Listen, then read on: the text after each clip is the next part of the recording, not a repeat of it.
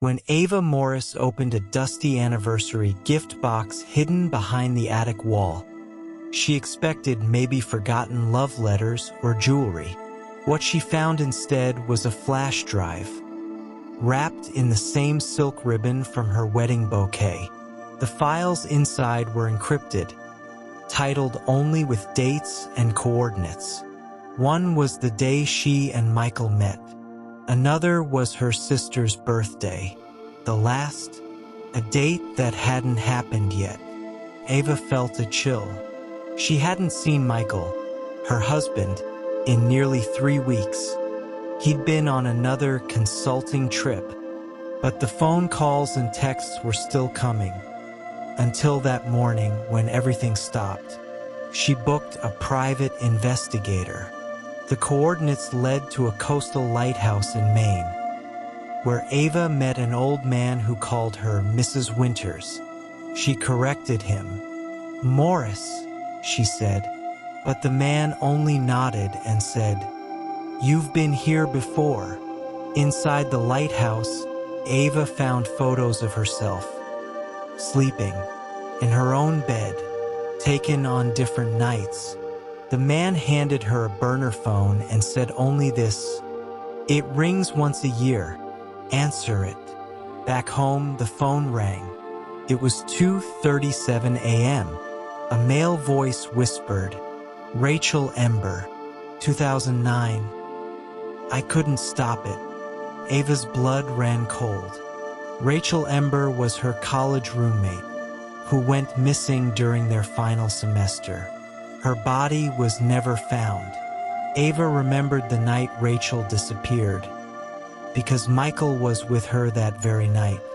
But Michael wasn't in her life yet. Or was he? She searched her yearbooks. Michael's name was nowhere. But in the background of one party photo, he was there, watching. Ava tracked down Rachel's father. He never stopped looking. He handed Ava a sealed box Rachel mailed the week before she vanished. Inside, a ring, a flash drive, and a letter. The flash drive had audio recordings of Michael, pleading with Rachel not to tell. One file ended with a crash, a scream, silence. The letter said, "If I disappear, he's not who you think he is. He changed his name before college. Find Jonathan Keene. That's who he really is." Ava confronted Michael's mother.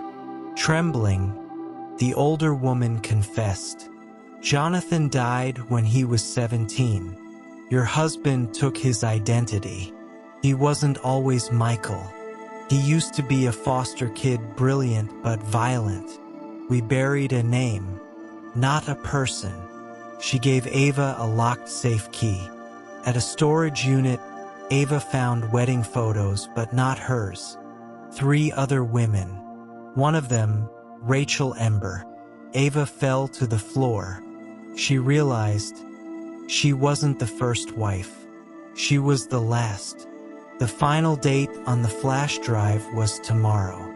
At exactly 8 p.m., Ava followed the last GPS pin to a riverbank.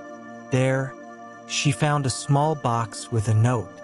"If you still love me, don't open it." She opened it anyway. Inside, a single piece of paper, a bank login, and the password, Ember 2009. It unlocked a safety deposit box in her name, filed years before she ever met Michael. Inside was evidence, passports, wedding licenses, death certificates, all linked to him. As the police closed in on Michael's last known location, Ava sat in her car and played the final file on the drive. It was Michael's voice, crying, saying goodbye. His final words, "I never meant to love you, but you were the first one who saw me.